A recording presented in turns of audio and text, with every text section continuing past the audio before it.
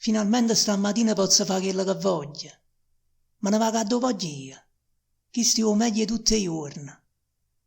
Per fortuna il tempo è buono. Che giornata che è schiarata. Scendo appena a Marcellina per sentire l'odore di mare. Sta rumena che è da mia, con me pure tanta gente.